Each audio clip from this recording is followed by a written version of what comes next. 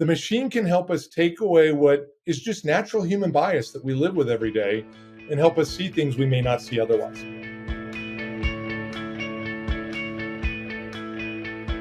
Welcome, everyone. I am so excited to be here today with Shawn Olds. Shawn, welcome to What the Fundraising. Really excited to be here, Mallory. Thank you. I have loved getting to know you better over these last few months. Why don't we start with you just telling everyone a little bit about you and what brings you to the work that you're doing today? Sure. So I am the co-founder and CEO of boodleAI. Boodle uses artificial intelligence and machine learning to help nonprofits find their best donors and acquire new ones, as well as help them steward the ones they have along to keep them going in perpetuity, finding lifetime value in those donors. I've been an entrepreneur after getting out of the Army for a number of years. And the one thing I did consistently, even while I was in the Army, spent 20 plus years serving on nonprofit boards. And as you know, many times nonprofit fundraising can be very ineffective and inefficient, and wanted to find a way. I jokingly say the genesis of Boodle is that my co-founder and I were basically lazy. He and I both served on nonprofit boards for 20 years. We knew we were going to do it for the next 20, and we just wanted to make our lives easier. And so we wanted to find a very easily consumable way to use AI and machine learning to help both acquisition and stewardship of donors. Okay, can we demystify AI a little bit? And can you tell us, maybe for a nonprofit leader who doesn't really understand the inner workings of AI or machine learning, what can it do that the human mind can't do? Like, why is it an important lens through which we understand our donors? I think one of the most important things, and I usually, if I ever get asked to talk on AI, I always ask the audience, how many of you have used AI in the past 7 days? And up until the launch of ChatGPT a few months ago, 50% of the audience would not raise their hand. And what's amazing is people don't realize they're using AI in their daily lives. If they watch Netflix, if they use Google Maps, if they check weather.com, like even on the laundry list, they're using AI, they just don't realize it. So the reality is AI is just very pervasive in our lives, and it makes our lives a heck of a lot easier than they ever used to be. The second thing a lot of nonprofit professionals fear is, oh my God, AI is going to take my job. There's a steely head with red eyes in it. The Terminator is coming after my job. And we always tell people the most powerful AI team is the human machine team. And when you ask, what is it that the machine's going to do the human can't? It's not that the human can't do it. It's just that the human takes a lot longer. And so what the machine does is that campaign work we do ahead of time, where we spend weeks, if not months, sifting through data and sifting through spreadsheets and trying to come up with who's going to be the right donor, a machine can do that in hours. And so now those weeks or months we missed on potentially fundraising, we can now spend more time fundraising. What the machine can't do is the machine doesn't have the empathy we have. If we come up with a list of the best major gift donors to call, and Mallory Erickson is at the top of the list, and the machine calls her and says, hey, Mallory, how are you doing? And Mallory goes, well, my husband just had a car accident. Our daughter just got in a fight at school, and my mom is sick with COVID. The machine's going to say, oh, I'm sorry to hear that, Mallory. Would you like to give a gift of $1,000 today? Which we all know that a good development officer would, number one, be asking if there's anything they could do. They would be taking some notes to call you in a week to follow up with you, not to ask for a gift, but just to follow up and see how you're doing. And somewhere 2 months from now, they'll come back and ask you for a gift. And so letting the machine take a lot of that workload off of the development team and empower them to then get out there sooner and faster, but use their empathy to be able to work with and cultivate donors. I love that answer. It's interesting. When I was thinking about what can a machine do that a person can't, I was thinking, and I'm curious what you think about this, but I was thinking that one of the things that AI helps us do is get out of our own biases of things. And so oftentimes what I see nonprofit fundraisers do is downgrade their donors. Or I always see people asking, where can I find major donors? And I'm like, in your email list. Right? But there's like this out there, like it's out there. And so for me, AI helps us get curious about the data we already have, but that perhaps we can't see clearly through our own limiting beliefs. I'll give you two wonderful examples. One, and and I've been frustrated with for 20 years with this, is development teams who focus on wealth. Yes, we need to look at wealth. Yes, major gift donors are wonderful. But if that's all you focus on, you're losing that whole mid-level donor base that can be there for years on end. And one major gift donor that disappears causes a huge chasm, whereas one mid-level donor disappears doesn't cause a big problem. Mm. So we had an organization using our platform that fed in their 850 major gift donors. They built a model from that. I should say the machine built a model for them and then applied it to 2,000 people who had donated less than $100. And the machine percolated up about a dozen names. The first person on the list that they called made a $20,000 donation. And what they were really upset about was that person had been donating $100 a year for 8 years to them, had just never been asked. And their bias was, well, he's been through a bunch of wealth screenings and he doesn't come up as wealthy, so we shouldn't ask him. And what they didn't realize was not only was he a high net worth person, he was an ultra high net worth person. So he had all of his assets in unnamed trust. And because he was so rich, he was retired. So he had no income. So on a wealth screen, he didn't look good, but he bore all the affinity markings of all the other major gift donors. The other big thing that we saw that was a great tip towards your biasness is we worked with an organization, 30 years old, $30 million a year, 8-person development team. And when we walked in, we asked them, well, what is your best donor? How do you define it? Not what do they look like, not who are they, but what defines a best donor? Is it major gifts? Is it monthly recurring? And they said, oh no, for 5 years now, we've been very focused on somebody who gives at least 3 times and every time they increase. We said, okay, great way to define your best donor. What does that person look like? And they all almost in unison, oh, we already know. It's a married white man between the ages of 45 and 55, and he likes to be communicated with on email or phone. And okay, to your point, we fed all their data into the machine, and in less than an hour, the machine told them that their best donor, by their definition, was a single woman in business between the ages of 25 and 35 who liked to be communicated with by text. Now, for 3 years, they had been spending marketing dollars on a white married man who wanted to be communicated with on email or phone. And when we asked them, why is it that you think it's this white married man? They all shrugged their shoulders. They all said, well, that's who we talk to every day. And what came out is it was the businessman who had a little extra time on his hands, had time to actually pick up the phone and call them. As it came out, wanted to be thanked. And as one of the women on the team eloquently put it, wanted to mansplain to them how his money should be spent in the nonprofit. What was interesting is when they redid all their creative the next month for that 25 to 35-year-old single woman, and they sent out text appeal instead of anything else, they had over a 35% increase on month-to-month revenue. So for 3 years, that bias had wasted marketing dollars. And so you're absolutely right. The machine can help us take away what is just natural human bias that we live with every day and help us see things we may not see otherwise. One of the things I love about Boodle is that piece around how do people like to be communicated with, both because it increases the effectiveness of those communications, but I also find that it increases the confidence of the fundraiser because it's so easy to be like, they don't want to get a text because I don't want to get a text, or they don't want to get a call because I don't want to get a call. And I think when you can have some support through AI to say, actually, these people do like getting phone calls. We are not our own ideal donors. And so we get in our way there. I love that. I'm curious, when you're looking at kind of AI across this sector right now, what are you the most excited to see happening? I'm excited to see the different branches of AI taking hold within the nonprofit community. I mean, I'm excited to see it in the commercial community, but when we started the company 6 years ago, there were only 4 companies that claimed to be doing AI. One of them was not actually doing AI, it was doing deep math.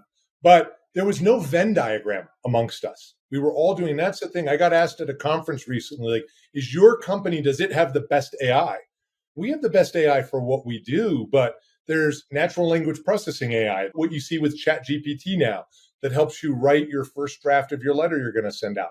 There's all sorts of AI out there. And what people are realizing is there's different ways to use it, harness it, and then be able to leverage it to really help them and their teams in what they're doing. And a lot of people are like, oh, isn't ChatGPT scaring people off? I think it's the first time people are seeking out AI and getting a favorable result from it and not the steely head with red eyes coming at them. And that to me is exciting.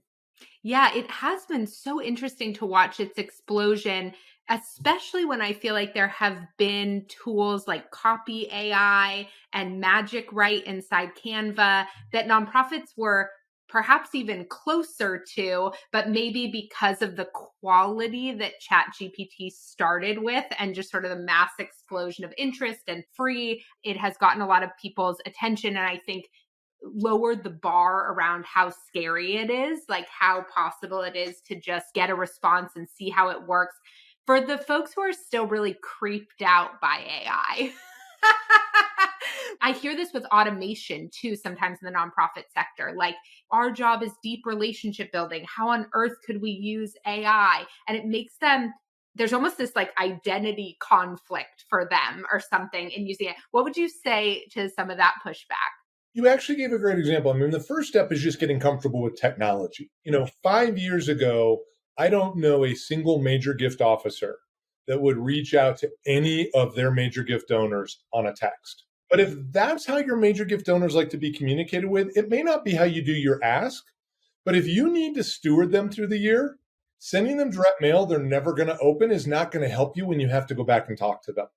If they live on text, then why not give them text? If they live on Facebook, why not meet them where they are? And as you send out your stewardship, not your ask, but your stewardship, why not meet them where they are? So when you do pick up the phone to make that ask, they feel like they've been with you the whole time and not, I talked to you a year ago and now you're coming back a year later asking for another major gift. So one is just getting comfortable with technology, and that you made a great point. We are not our own best donors. Our best donors don't look like us. And so let's not impose our beliefs onto our donors. Let's take our donors' beliefs and use them and meet them where they are.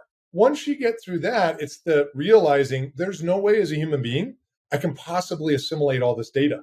If I want to be able to get there, if I want to be able to understand and really give my donors what they deserve, I need to have every tool out there I can. And one of the great things, you asked a little bit earlier about the things that excite me about AI.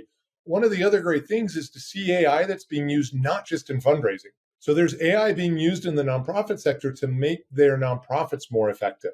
If you look at like the teen tech suicide hotline, they're using AI to understand when texts come in, which ones are the most problematic. You go back to your question on bias, there was an assumption that if a kid mentioned the word suicide, that they were going to commit suicide. And what they found over almost, I think it was 6 or 7 years of data and text, that a kid mentioning ibuprofen was actually more likely to take action. And so they're able to fast forward those calls to a human being and get the service needed to a kid before they take action. If you look at United Refugees, they used to literally go over with a big book of pictures and just thumb through them and maybe make a couple dozen matches. Now they send one person over with an iPad and they just face scan, and using facial recognition, which is a branch of AI, they're not making a dozen, they're making hundreds of matches and reuniting people with their families.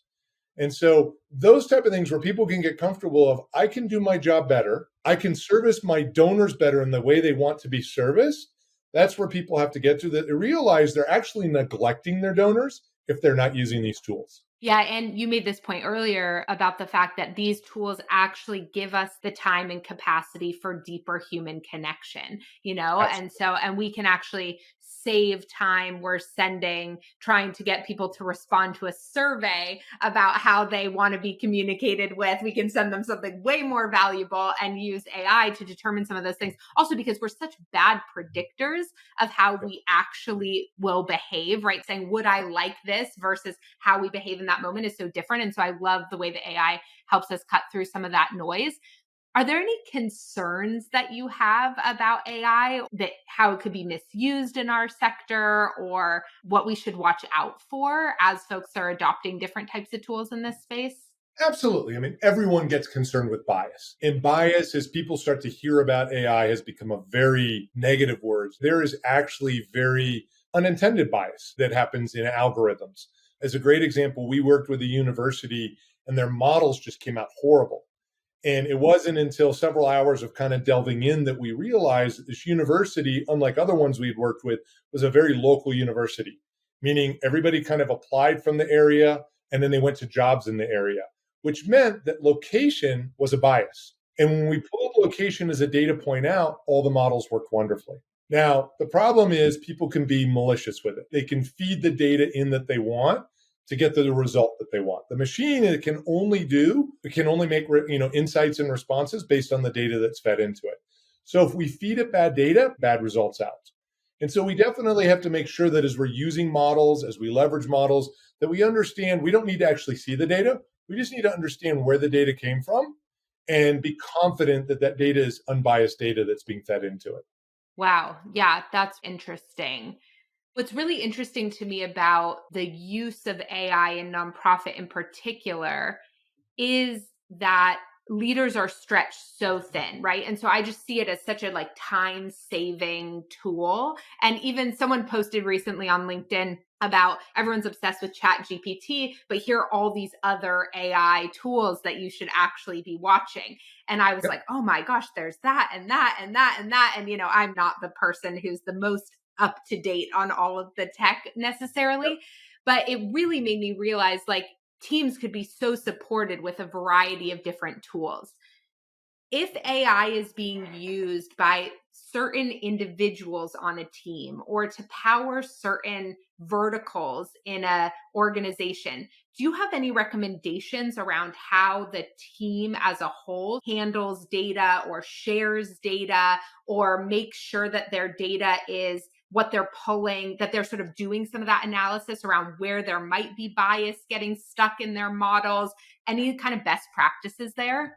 Yeah, one important thing is as nonprofits look to work with providers who they're going to hand their data over to, they should scrutinize the terms of service agreement and make sure that their data can't be shared. There's a lot of people who, to save money, they want to go with the free service. Free is only free so far because a lot of those free services are taking the data and reselling it. That's how they make their money. Companies, if it's a for-profit company, it's got to make money somehow. So most organizations like a CRM and the strong AI platforms will tell you in their terms of service, we cannot use your data for anything but what you guide us to do. So there's no selling or sharing or doing anything with your data except what you tell us to do. And that's the beautiful thing about AI is once you feed your data in, there's no PII. When the models are built, there's no way to backwards trace if Mallory was a donor. Once that model's there, there's no way to tell that Mallory fed into that model. And so it makes it a very easy way to, amongst nonprofits that they want to eventually, to be able to share models and leverage models amongst themselves without ever giving up their donor data. So first thing is make sure that your data is not being kind of stolen out from under you and sold off. The second thing is just making sure teams talk. Most nonprofits are so small, they don't have to worry about it. But as you start to get into a bigger nonprofit and you've got 15, 20 people and you've got different teams, is as with any technology, make sure you're not buying duplicative technology. And then as you are buying technology, get the most out of it. We have several clients who we've been brought into, we get used in one small area.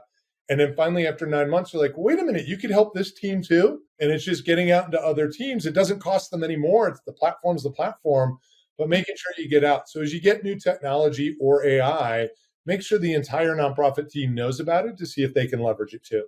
Okay, I'm wondering if you can just explain to people what a model really is and how Boodle uses models for prospecting, because this is something that I think is really interesting about your technology in particular. Absolutely. So models are built from the data of the nonprofit. Now, there's different data that could go into it. We know that most nonprofits have very limited data. And so we decided to take a focus to what we call affinity-based modeling. And we keyed in on that 20-year-old statistic that 80% of first-time donors never come back. They come in for the Ice Bucket Challenge, roommate runs a race.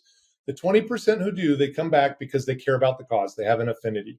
So what we do is we take a name and an email address of the donor, and that's it.